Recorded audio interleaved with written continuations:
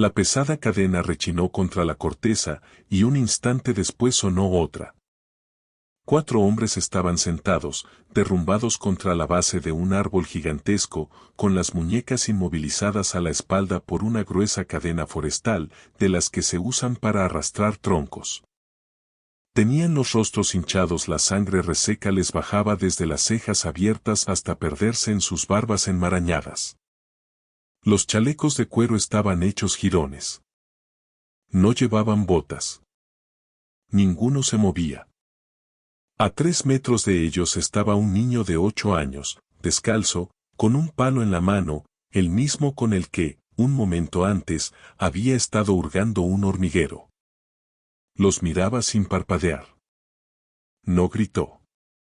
No huyó. Simplemente se quedó allí, intentando comprender algo que ningún niño debería verse obligado a comprender. Uno de los hombres entreabrió un ojo, lo miró y susurró 2 palabras. El niño se llamaba Eli, y lo que hizo en los siguientes 40 minutos puso en marcha a más de 2000 motociclistas antes de que cayera la noche. Quédense conmigo. Eli vivía al final de un camino de grava que dejaba de parecer camino aproximadamente a media milla de su porche, cerca del pueblo de Ridgeline, en el estado de Oregón, con una población de 800 personas en un buen día. Su padre, Dale, tenía un pequeño taller mecánico detrás de la casa, donde trabajaba sobre todo con camiones y maquinaria agrícola vieja. Su madre, June, colocaba mercancía en las estanterías de la tienda local 3 días por semana, y el resto del tiempo lo dedicaba a evitar que la casa se viniera abajo. No eran pobres en ese sentido dramático con el que la gente suele imaginar la pobreza, simplemente tenían poco. Había un perro llamado Biscuit, una bicicleta con la llanta doblada y cerca de 10 kilómetros cuadrados de bosque de pinos que Eli consideraba su reino privado. Y sobre Eli hay que decir algo. No era uno de esos niños intrépidos de película. Era callado, incluso tímido. De los que se sientan en la última fila y dibujan pájaros en los márgenes del cuaderno. No peleaba. No contestaba mal. Sus maestros lo describían del mismo modo en todas las reuniones con los padres. Agradable. Esa era siempre la palabra. Agradable.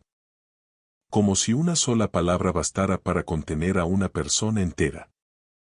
Una vez su madre preguntó por qué no jugaba con los otros niños en el recreo, y Eli se encogió de hombros y respondió que prefería mirar a los cuervos.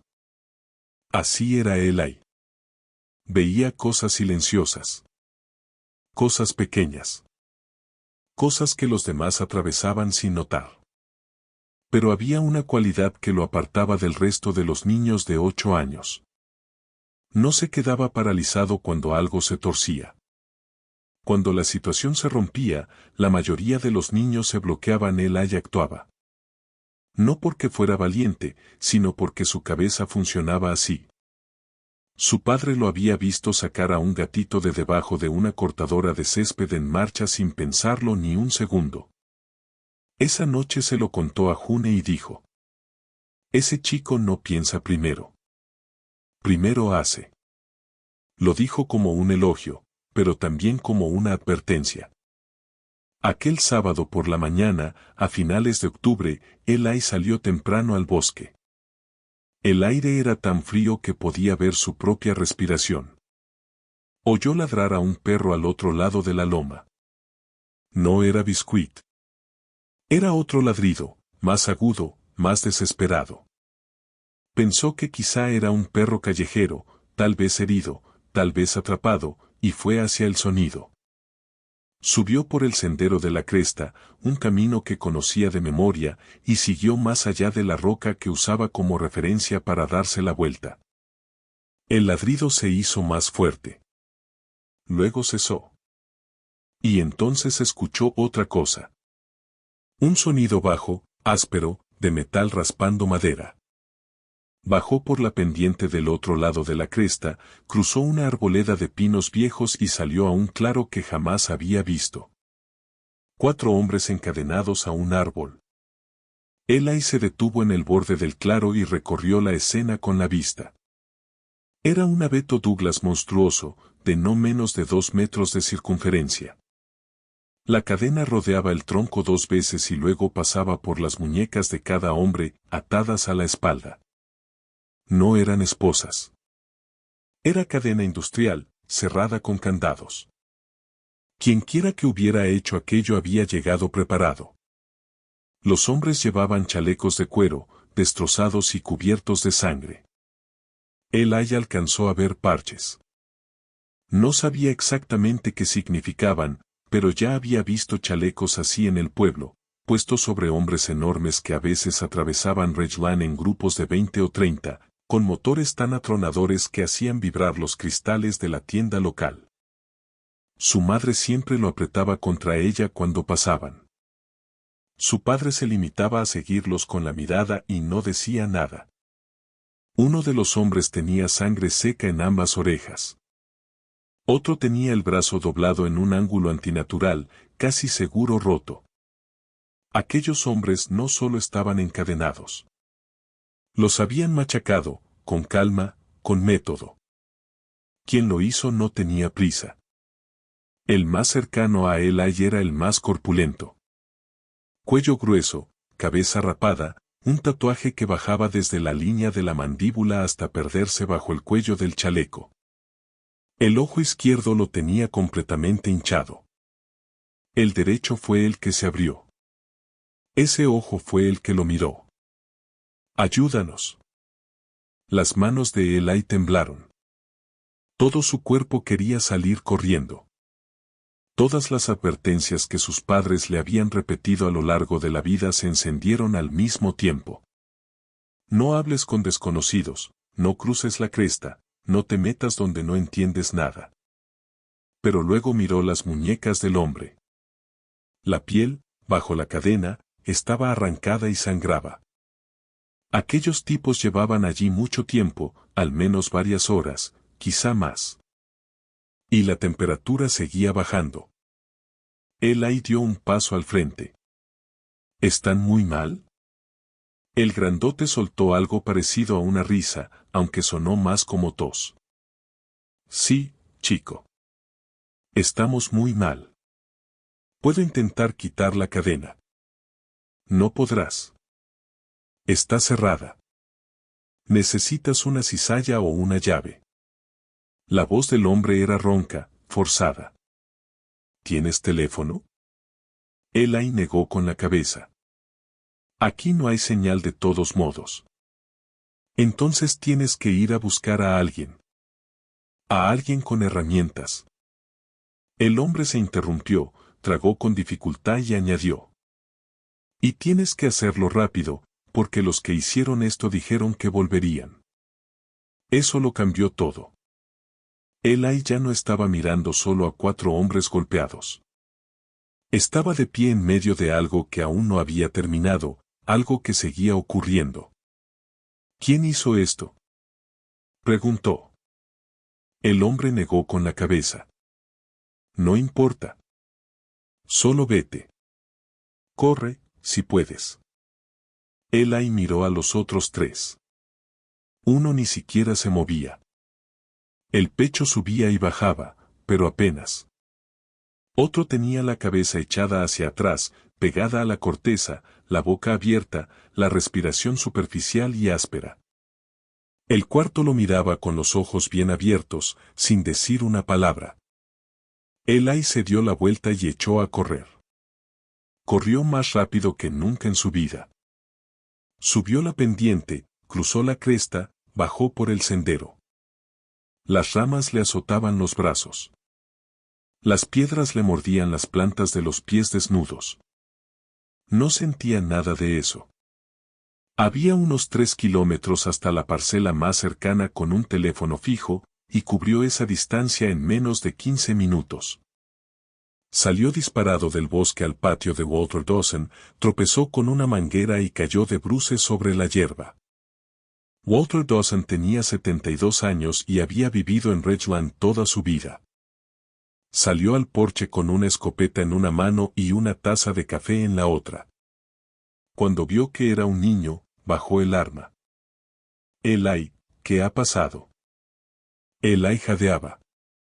No podía sacar las palabras con suficiente rapidez. Hombres 4 encadenados a un árbol detrás de la cresta están llenos de sangre. Dijeron que van a volver. Dawson no hizo preguntas. No vaciló. Entró a la casa y llamó a emergencias, dio una ubicación aproximada y luego volvió a salir. Miró a Eli.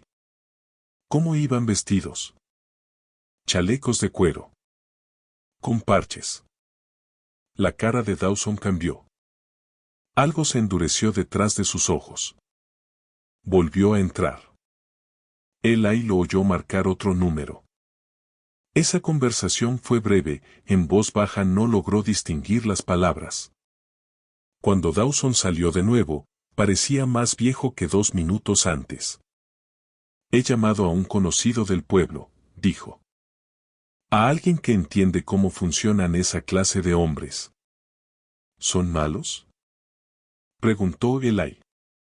Los que estaban encadenados. Dawson lo miró largo rato. Ahora mismo, Eli, solo son personas que necesitan ayuda. Dawson cargó su camioneta con una cizalla, agua, un botiquín y una manta de lana. Eli subió al asiento del acompañante sin esperar invitación. Avanzaron hasta donde el camino se lo permitió y después siguieron a pie. Cuando llegaron al claro, todo seguía igual. Los 4 hombres. El árbol. Las cadenas. Dawson fue cortándolas una por una. El grandote, que resultó llamarse Garrett, se puso en pie sobre piernas temblorosas y se apoyó contra el tronco al que hasta hacía segundos había estado encadenado. Abría y cerraba las manos tratando de recuperar la circulación en los dedos. La piel de sus muñecas estaba arrancada en algunos puntos, la carne quedaba expuesta hasta el músculo. El hombre que no se movía se llamaba Roach. Era el que estaba peor. Respiraba apenas, y su piel tenía un tono grisáceo que no le gustó nada a Dawson. Le dio agua repitiendo.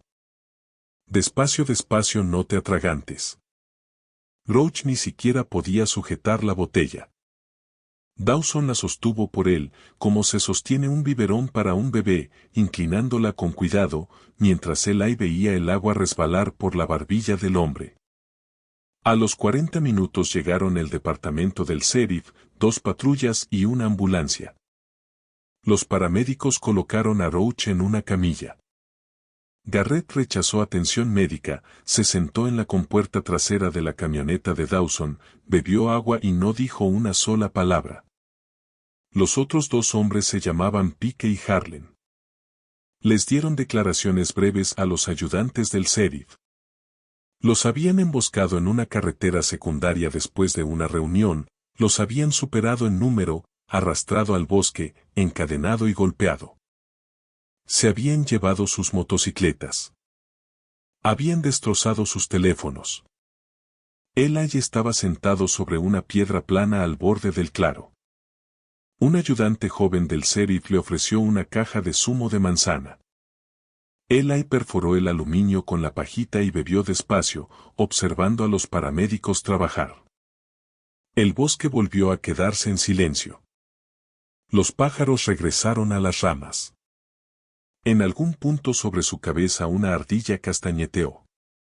El sol empezó a calentar el claro, filtrándose entre las copas en rayos largos y dorados. Los pies de Eli dolían y estaban arañados, pero apenas lo notaba. Todo había terminado. Eso era lo que sentía. Había hecho lo correcto. Había encontrado ayuda. Los hombres estaban libres. Ahora otros se encargarían del resto. Tenía 8 años. Estaba sentado en una piedra, bebiendo zumo de manzana, y la crisis había pasado. Entonces un camión rugió en el camino forestal. No era la ambulancia. No era el sheriff. Era una camioneta negra, salpicando barro, con los cristales tintados. Se detuvo a unos 50 metros del claro. Bajaron 3 hombres. No se acercaron. Se quedaron junto al vehículo mirando la escena. Las patrullas, la ambulancia, los hombres liberados. Eli vio sus chalecos. Otros parches. Otros colores. Garrett también los vio. Saltó de la compuerta de la camioneta con tanta violencia que el vehículo se balanceó. Su cara, ya hinchada y destrozada, se volvió de piedra. No dijo una palabra. Solo miró a los 3 hombres junto a la pickup negra. Uno de ellos sacó un teléfono y realizó una llamada que quizá duró 10 segundos. Después los 3 subieron al vehículo y se marcharon. Ni una palabra. Ninguna confrontación. Simplemente se fueron. Pero Garrett no volvió a sentarse. Se giró hacia el ayudante del sheriff más cercano y dijo algo que Eli no alcanzó a oír. La mano del agente voló hacia la radio. Luego Garrett se acercó a Dawson. Necesito su teléfono. ¿A quién vas a llamar? Preguntó Dawson. A todos. Y aquí es donde la historia se transforma. Hasta ese momento, era la historia de 4 hombres encontrados en el bosque por un niño. Un delito. Un rescate. Algo que el periódico local podría haber puesto en la tercera página. Pero en el instante en que Garrett hizo esa llamada, aquello se convirtió en otra cosa. Se convirtió en movilización de guerra. Los 3 hombres de la camioneta negra pertenecían a un club rival. Eli aún no lo sabía. Tampoco sabía que los 4 hombres encadenados al árbol no eran simples miembros rasos. Garrett era el presidente de la sección. Roach era el sargento de armas. Pike y Harlan eran miembros de pleno derecho, con años de parche a la espalda. Aquello no había sido violencia aleatoria. Había sido un golpe calculado contra la cúpula de un capítulo de Los Ángeles del Infierno. Era un movimiento dentro de una guerra soterrada que llevaba meses ardiendo por territorio, dinero y un corredor de narcotráfico que atravesaba 3 condados. El club enemigo, los Segadores de Hierro, había lanzado un mensaje brutal. Encadenar al liderazgo, robar las motos, quebrarlos y dejar la señal clavada en el bosque. Lo que no habían previsto era que un niño descalzo de 8 años, sin teléfono y con un palo en la mano, se toparía con su obra antes de que pudieran regresar para terminarla. En menos de una hora desde la llamada de Garrett, la noticia ya se había propagado por una red más rápida que cualquier medio de comunicación. Cadenas telefónicas, mensajes en grupo, susurros de bar en bar. Motociclistas de 3 estados arrancaron los motores. No porque alguien se lo pidiera con cortesía, sino porque el código lo exigía. Hermanos encadenados. Motocicletas robadas. Un club rival visto en el lugar. Eso no se debatía. Eso se respondía. Hay que entender cómo funciona ese mundo para comprender lo que vino después. En la cultura de los clubes fuera de la ley, atacar a miembros de pleno derecho no es simplemente un delito. Es una declaración de guerra. Y una declaración de guerra pide respuesta. La respuesta no es una llamada a un abogado. La respuesta son botas sobre el terreno, hombres en movimiento, una cantidad de fuerza lo bastante grande como para obligar al adversario a replantearse cada decisión que haya tomado en su vida. Mientras tanto, el departamento del sheriff trataba de entender en qué se había metido. Pruitt llevó a Garrett aparte e intentó sacarle una declaración formal. Garrett le dio lo esencial. Regresaban de una reunión del club cuando una furgoneta les cerró el paso en una carretera secundaria. 6 hombres con bates y cadenas los atacaron por sorpresa, les superaban en número, cargaron sus motos en una plataforma, los arrastraron al bosque y los encadenaron al árbol. Dijeron que volverían a terminar el trabajo, le dijo Garrett a Pruitt. ¿Te dijeron cuándo?, preguntó el sheriff. Garrett solo lo miró. Ambos conocían la respuesta. Pero Garrett no pensaba escribirla en un acta. No todavía. No antes de que llegaran los suyos. Si siguen conmigo, suscríbanse, porque lo que ocurrió después fue la parte que nadie olvidó jamás. A las 3 de la tarde llegó la primera ola. 40 motocicletas recorrieron la única calle principal de Ridgeland, una columna de acero y cuero que se extendía por 2 manzanas. Solo el sonido hizo que la gente saliera de sus casas. Luego llegaron otras 40. Después, otras 60. Seguían entrando sin parar. A las 4, había más de 500 motociclistas ocupando cada tramo disponible de carretera en un radio de 1,5 kilómetros alrededor del pueblo. A las 5, la cifra se había duplicado.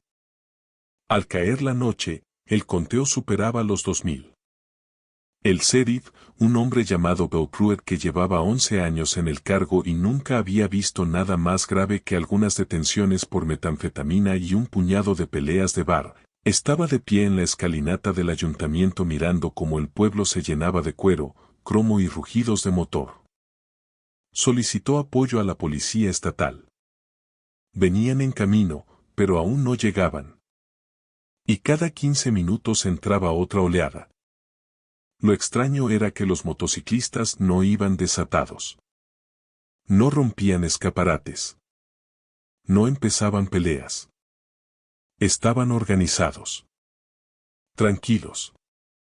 Tranquilos de una forma que era casi peor que el ruido. Pequeños grupos se reunían en puntos específicos. Había observadores apostados en los caminos de entrada y salida. Tomaba forma una estructura de mando invisible para cualquiera que no supiera qué mirar. Carol Pruitt sí lo sabía. Había tratado con actividad de clubes al principio de su carrera, en California. Sabía a qué se parecía una movilización. Sabía a qué se parecía la furia controlada. Y conocía la diferencia entre una protesta y una cabeza de puente. Las tiendas de la calle principal cerraron antes de la hora.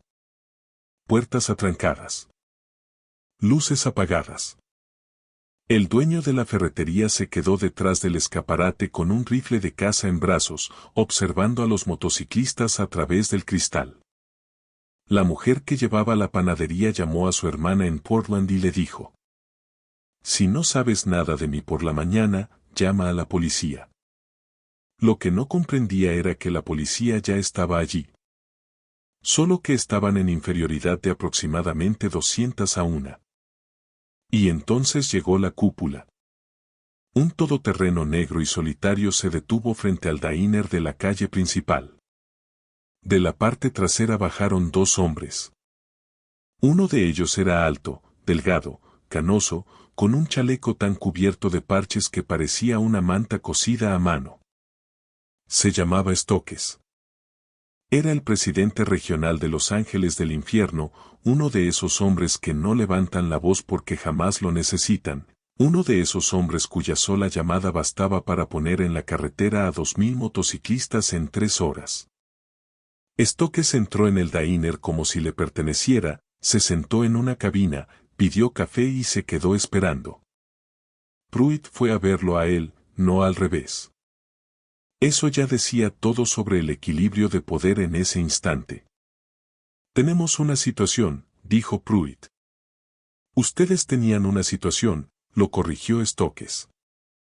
«A 4 de mis hombres los encadenaron a un árbol y los molieron a golpes hasta casi matarlos. Su departamento no los encontró. Los encontró un niño. Así que hablemos de lo que va a pasar ahora». Pruitt se sentó frente a él. «¿Qué quiere?» «2 cosas. Quiero a los que hicieron esto. Y quiero ver al niño. El niño tiene 8 años. Sé exactamente cuántos años tiene. Quiero darle las gracias. Nada más». Pruitt lo estudió largo rato. Sabía que estaba negociando con un hombre que tenía 2,000 combatientes al otro lado de la ventana. También sabía que cada minuto que el pulso se prolongaba aumentaba el riesgo de que algo saltara por los aires. Un motociclista borracho, un ayudante nervioso, una palabra equivocada. Hablaré con la familia, dijo. Condujo hasta la casa. Dale estaba en el porche, con los brazos cruzados y la cara de un hombre dispuesto a pelearse incluso con Dios si hacía falta. Llevaba 2 horas viendo pasar motocicletas por su camino y sabía que su hijo era el centro de todo. De ninguna manera, dijo Dale antes de que Pruitt terminara de hablar. Mi hijo no se va a acercar a esa gente. Dale, lo entiendo, pero tengo 2000 personas ahí fuera y una sola petición. Quieren darle las gracias a Eli. Si podemos hacer esto, se irán. Si no, no terminó la frase. No hacía falta. June salió al porche. Había estado escuchando detrás de la puerta de tela metálica. Miró a Dale. Déjame hablar con él. Entró y encontró a Eli sentado en la cama, dibujando otra vez pájaros en su cuaderno. Se sentó a su lado. Eli, hay gente que quiere darte las gracias por lo que hiciste hoy. Por ayudar a esos hombres. Eli levantó la vista. ¿Los que estaban en el árbol? Sí. ¿Sus amigos? Tienen muchos amigos. ¿Cuántos? June dudó. Muchos, cariño. Eli dejó el lápiz. Está bien. Fueron al pueblo en la camioneta de Dale. Durante todo el trayecto, Dale apretó la mandíbula. June le sostuvo la mano a Eli en el asiento trasero. Cuando doblaron hacia la calle principal, Eli pegó la cara a la ventanilla y enmudeció. Había motocicletas estacionadas a ambos lados de la calle hasta donde alcanzaba la vista. Hombres y mujeres vestidos de cuero permanecían de pie en las aceras. Algunos con los brazos cruzados. Otros fumando. Todos observaban la camioneta al pasar. Pruitt los condujo al diner. Stokes seguía en la cabina. Se levantó cuando Eli entró. Por un segundo, el local entero quedó en silencio absoluto. Stokes medía más de 1,80 m. Eli apenas le llegaba a la hebilla del cinturón. El contraste era tan brutal que parecía una escena pintada. Stokes no se puso en cuclillas. No sonrió. No intentó suavizar nada. Sacó la silla de enfrente y dijo: Siéntate. Eli se sentó. Stokes metió la mano en el bolsillo del chaleco y sacó una moneda. Era vieja, de bronce, pulida hasta quedar lisa. Tenía un símbolo en un lado y, en el otro, un emblema que Eli no reconoció. ¿Sabes qué es esto?, preguntó Stokes. Eli negó con la cabeza. Es una marca. Significa que estás bajo nuestra protección. En cualquier lugar. En cualquier momento. Cualquiera que lleve nuestro parche verá esta moneda y sabrá que eres familia. La colocó sobre la mesa, delante del niño. No estabas obligado a ayudar a esos hombres. La mayoría de los adultos no lo habría hecho. Pero tú sí. Y uno de ellos, Roach, está ahora mismo en el hospital. Los médicos dicen que, si hubiera seguido allí 2 horas más, no habría sobrevivido. Le salvaste la vida. Eli, con 8 años y los pies descalzos, tomó la moneda y la giró entre los dedos. No lloró. No hizo ninguna escena.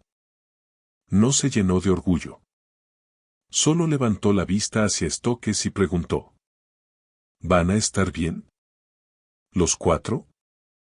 Stokes sonrió apenas. Una sonrisa mínima, casi invisible, pero auténtica. Sí. Gracias a ti, van a estar bien. Luego Stokes se volvió hacia Pruitt. Su rostro cambió. La calidez se apagó. En su lugar apareció algo mucho más frío, mucho más duro. Metió la mano en el bolsillo interior de la chaqueta y sacó una hoja doblada. Se la tendió al sheriff. Aquí tiene, dijo. Direcciones. Los miembros de los segadores de hierro que hicieron esto. Los 3 que estuvieron hoy en el lugar y otros 4 que ayudaron a organizarlo. Todo lo que necesita. Pruitt desplegó el papel, lo leyó y luego volvió a mirar a Stokes. ¿Cómo consiguió esto? Eso no importa. Lo que importa es que se lo estoy dando a usted. No vamos a ocuparnos nosotros. Va a hacerlo la ley. Usted sabe lo que significa. Pruitt lo sabía perfectamente. Significaba que, esta vez, los ángeles del infierno elegían la ley en lugar de la guerra. Esta vez. Y lo hacían por el niño que estaba sentado a menos de 1 metro de ellos.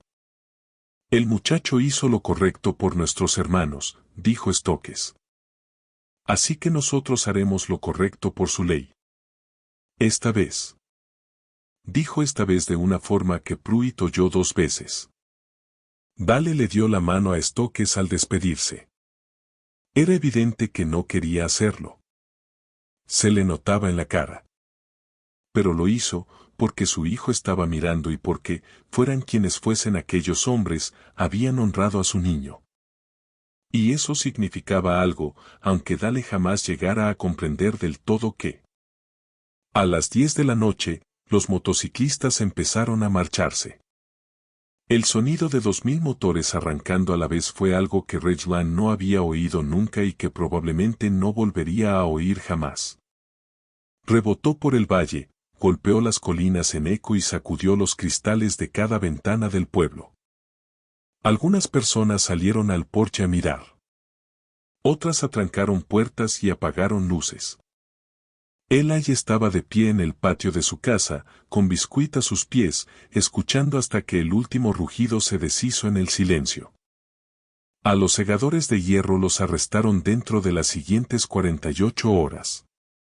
A los 7. Los cargos incluían secuestro, agresión con agravantes y robo. El juicio duró 4 meses. Todos fueron declarados culpables. Las motocicletas robadas aparecieron en un almacén, 2 condados más allá, desmontadas pero todavía lo bastante enteras como para ser restauradas. Roach pasó 11 días en el hospital. Tenía 2 costillas rotas, un pulmón colapsado, deshidratación severa e hipotermia incipiente. Los médicos se lo dijeron sin rodeos. 2 o 3 horas más en aquel bosque y sus órganos habrían empezado a fallar. Salió del hospital por su propio pie y no miró atrás. Garrett envió una carta a la casa de la familia. Nadie contó jamás qué decía, pero June la clavó en el interior de un armario de la cocina, donde pudiera verla cada mañana. Dale nunca la mencionó. Pero tampoco la quitó. En Ridgeland no se hablaba de lo ocurrido. No abiertamente. Era uno de esos acontecimientos que la gente procesa a solas, cada uno a su manera, cada uno a su tiempo. Algunos estaban furiosos porque los motociclistas hubieran inundado su pueblo. Otros estaban agradecidos porque todo hubiese terminado sin más violencia. La mayoría, simplemente, seguía desconcertada. No comprendían esos códigos, esa lealtad ni esas fronteras invisibles que habían convertido su tranquila carretera rural en el centro de algo inmenso. Pero en una cosa todos coincidían. El chico había hecho lo correcto. Eli volvió a la escuela el lunes. Su maestra, la señora Chow, le preguntó qué había hecho el fin de semana. Encontré a unas personas que necesitaban ayuda. Eso fue todo lo que dijo. La señora Chow escribió agradable en su siguiente boletín de notas, como siempre. Pero algo había cambiado. No de esa forma cinematográfica en la que un niño se vuelve duro de la noche a la mañana. Seguía siendo callado. Seguía dibujando pájaros en los márgenes de los cuadernos. Seguía sentándose en la última fila. Pero había adquirido una firmeza nueva, un aplomo que antes no tenía. Había pasado una prueba real. No un examen. No una pelea de patio. Algo auténtico. Algo pesado. Y no se congeló. No apartó la vista. Corrió descalzo 2 millas para conseguir ayuda para hombres de los que le habían enseñado toda la vida a mantenerse lejos. Cada año, después de aquello, el último sábado de octubre pasaba por el pueblo un grupo de motociclistas. Nunca volvieron a ser 2000. Más bien 20 o 30. Se detenían frente a la tienda, compraban todo lo que June tuviera a la venta, asentían a quien estuviera detrás del mostrador y se marchaban sin discursos, sin ceremonia. Solo una forma silenciosa de decir que la deuda seguía viva y era recordada. Eli guardó la moneda. Nunca se la enseñó a nadie en la escuela. Nunca presumió de ella.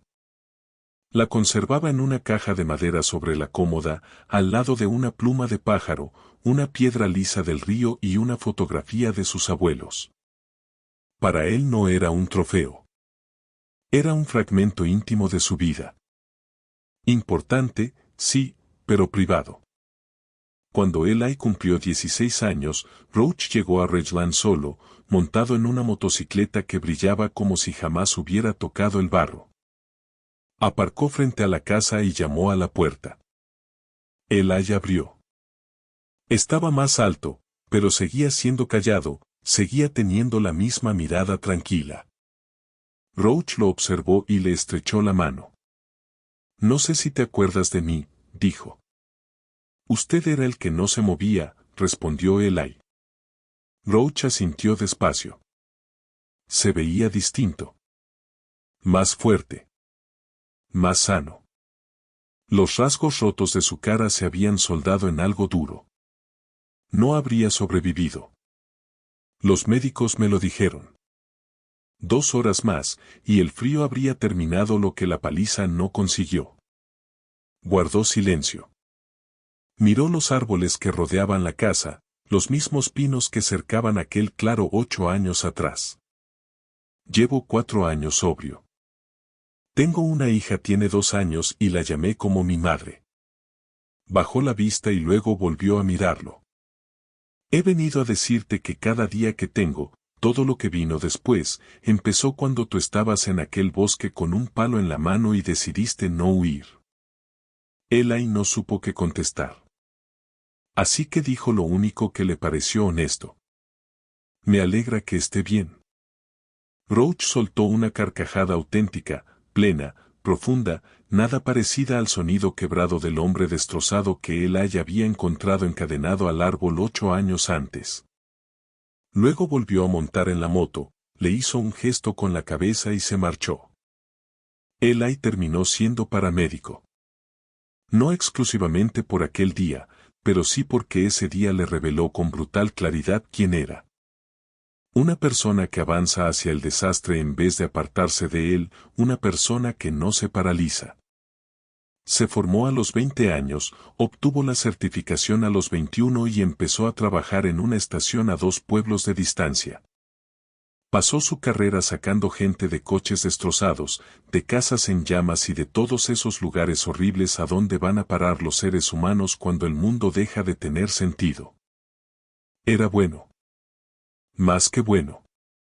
Sus compañeros decían que tenía una calma extraña, una estabilidad casi irreal, como si nada pudiera descentrarlo, como si ya hubiera visto lo peor que podía ver en la vida y todo lo demás fuera simplemente trabajo. Nunca le contó a nadie en el trabajo lo de la moneda. Pero la llevaba consigo en cada turno, en el bolsillo izquierdo, junto a las llaves.